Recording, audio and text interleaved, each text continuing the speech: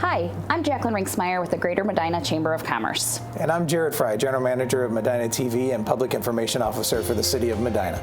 We are pleased to partner with Medina TV with Jared Fry and Matt Homick to bring you this Candidates Forum. Candidates in contested races were invited to participate. The views expressed by the candidates during these candidate forums are not those necessarily of Medina TV or the Greater Medina Chamber of Commerce. The goal of the Candidates Forum is to educate and inform, but you need to take the next step.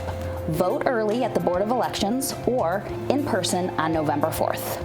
Thank you for taking the time to be an educated voter. Sit back, relax, and enjoy the 2025 Candidates Forum. Joining us now in studio is Aidan Haggard, candidate for Medina City School Board of Education. And Aidan, thanks for joining us here today. Thank you for having me. Yeah, it's great to have you. First, let's start off and just tell us a little bit about yourself. Well, thank you so much, and thank you so much for having me. I'm Aidan Haggard. I'm running for school board here in Medina City. I'm a proud Medina Bee. I am a recent graduate class of 2024. I'm running for school board because I have a love and a passion for our students and our education system. I'm actively involved in our community, and I'm hoping that I can continue that love and passion on the school board. And so what, most kids your age that aren't looking to run for an office, what made you decide to put your hat in the ring? Well, that is true, unfortunately. A lot of younger people aren't trying to look into civil service, if you will. But a lot of it was just multifaceted, if you will. I would like to make sure that, when I have kids, I want to grow up in this community. I'm from here. I want to live in this community when I, go through college afterwards. I want to be here. And so I want to make sure I can make my community the best that I can moving forward. And I think that starts with the schools. I think the schools are an excellent example of the greatness of our community. And a lot of people, myself included, when my family moved here in 2017, right before the 6th grade, we went here in part because of the schools. And the schools were amazing. And so I think if we can continue that is continue the greatness of our schools and to continue to better those, I think it's a great opportunity. I also would like to provide a fresh perspective. I am unique opposed to the other candidates in the effect that I am younger. I am only 19 and I did just graduate from Medina High School, but I understand what the average student needs in order to be successful from graduating high school, whether it be going straight into the workforce, the trades, or to college. And so I'm really trying to give a unique perspective to our school board that can better understand the students through a student's lens. Right. Now, I know there's the proper definition of a school board, but what do you feel defines the role of a school board member? Yeah, well, of course, there's the revised code, of course, says that they are required for hiring the superintendent, the treasurer, and to adapt policies. But I think it's really, kind of going beyond that. I think it's important that the school board set the tone for what they expect for the schools, for what we want to see as a result of our students. And when we graduate as students, the school board comes together and says we certify that these students have met the standards of the state and ourselves. And so I think it's important that we look beyond just the roles that are explicitly enumerated through the revised code. I think we should also be working to get more involved in the community, to set forth standards for our students that makes them more successful in our community, and then also, like I said earlier, to prepare our students for the future, for the life in the second quarter of the 21st century. And so, I think you can take that approach of what we're required to do, but I think we should go beyond of what we're required to do, and we should, have a passion in doing that. Now, one of the issues that faces a school district is, of course, state funding. And as far as the funding process goes, what are your thoughts in regards to school funding? Well, it's a very complicated issue, I'm going to be completely honest with you, and there's no easy way to describe what's going on. I don't think Columbus can do a lot of things right now. It would be difficult for them to order a lunch together. And so school funding is a very difficult issue. I don't think any one person can agree on how much money the school should have. I think it's important that our schools be adequately funded at the state and local level. But I also think that our schools in every taxing district in our state should also be fiscally responsible and fiscally conservative with their money as well. And so my goal is to, where it is required, to advocate for better school funding within the state legislature in the local district. We're seeing a situation here in the state of Ohio where property taxes have become so excessive that individuals are being removed from their house because of not being able to pay these property taxes, or they're being forced to move or downsize it as a requirement. I think the government has to know the difference between milking a cow and slaughtering it.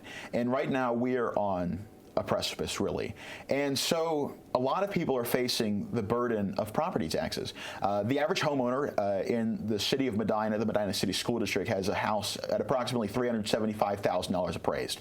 And looking at that, it is almost $390, $400 a month that they are paying in taxes alone on that average property to the schools alone. And so we're seeing a situation where there is not adequate funding of our schools. We're seeing a situation where the burden is being put on the taxpayers and they can't afford it. And there's a growing movement within the state of Ohio to abolish property taxes, which could have unintended consequences for our district. And so the largest stance that I want to take is I want to make sure that we are being financially responsible with our money within the district and within every aspect of local government so that our constituents don't feel they have to go to the extreme of abolishing property taxes, that we can make the property taxes reasonable. You can't, of course, just get rid of them, but you can make them reasonable and make sure they still understand they're getting good value in their education. And so I think it's a very difficult problem to face. But I think it goes through advocating at the state level to ensure that we are getting proper funding here at the Medina City School District, and then also making sure that the money that we spend is being spent wisely. Because at the end of the day, if they abolish property taxes, we're going to have to go to some other funding issue or funding manner, whether it be sales tax, income tax, or what have you. And it's going to be the same amount of burden placed on our constituents. And so we just have to make sure that we're being financially responsible, because we don't have, in the state of Ohio, taxing and a revenue problem. We have a spending problem. Now, along those lines, you talk about being fiscally responsible, and one of the things that comes from the state of Ohio is sometimes those unfunded mandates where they say schools have to do a certain thing, but don't give you the money to get that accomplished. How would you address those issues? Sometimes I think the people who work in the State House in Columbus just have not any experience in local government at all. I think unfunded mandates are extremely difficult because you're, of course, punished if you do not satisfy those requirements, but you're also punished if you do satisfy those requirements in the effect that you have to remove funding from somewhere else.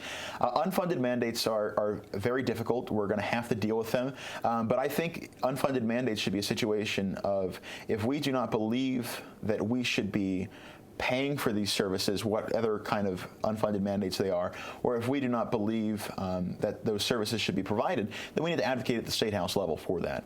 And so, like I said, it's going to be very difficult working with Columbus in order to fix these issues of unfunded mandates. But I think if we can have an individual like myself who is able to go down there, who is able to meet with our state legislators and to talk a little bit of common sense into them and say that we, as a school district, need to either have the funding for this or need to have the discretion to do this or not do this with regards to unfunded mandates.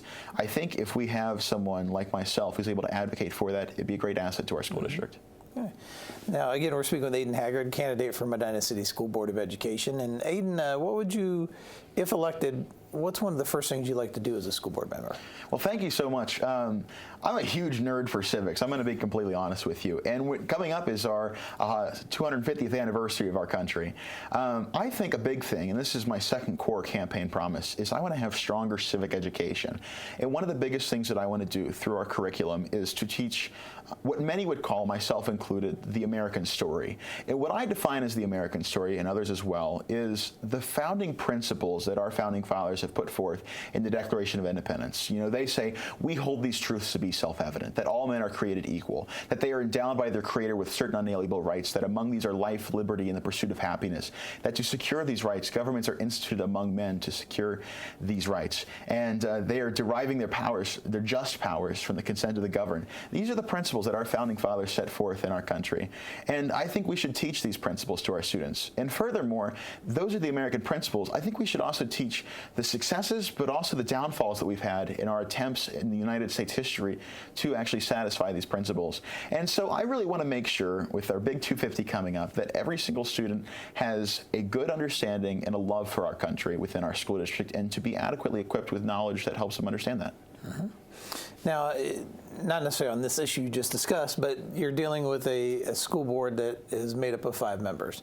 Not always going to agree on what you may want to see happen. What do you think is how would you handle the times when there is controversy, or maybe you're not agreeing on a subject that is going to get voted on? What are your thoughts on working with those other 4 members of the school board? Well, thank you so much for bringing this up. A large thing that people are telling me, one of the critiques individuals have about me on social media is they cite that I am too young and inexperienced. But I would argue the contrary.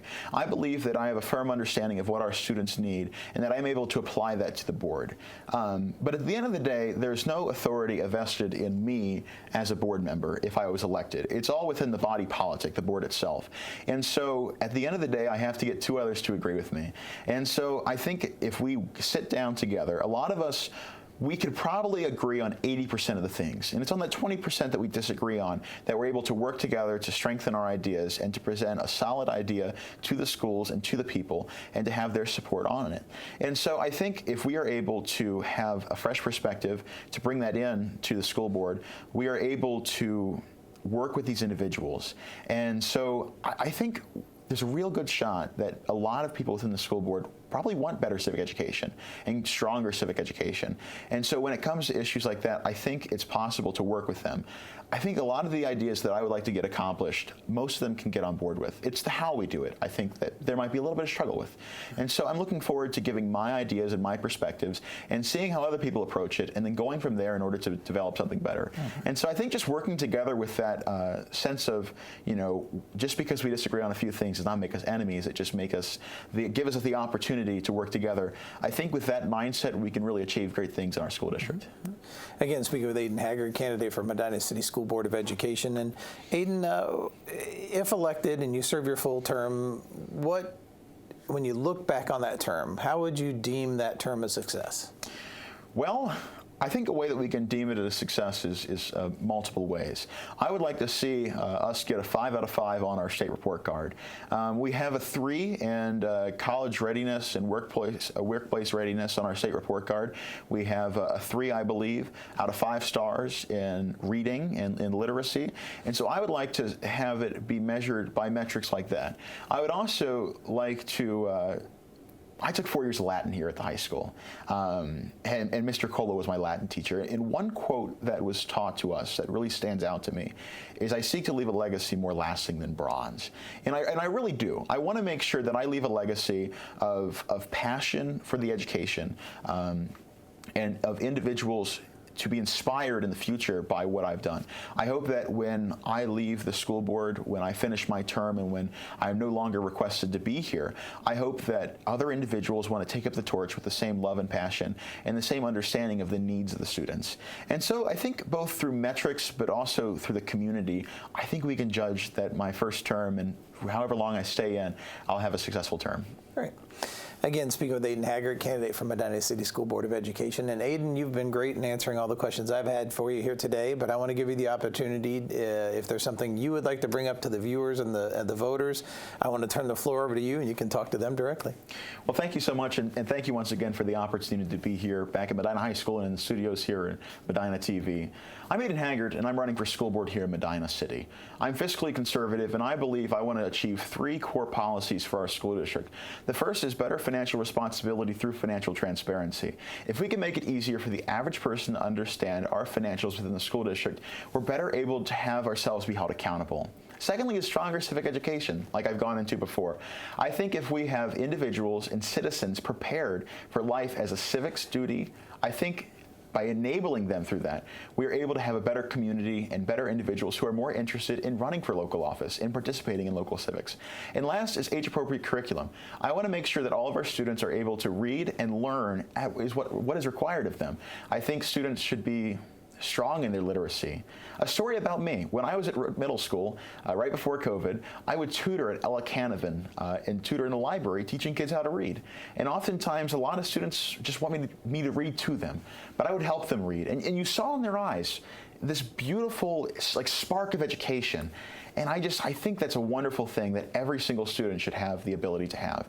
And so I really want to make sure that every single one of our students have a love and a passion for education and that.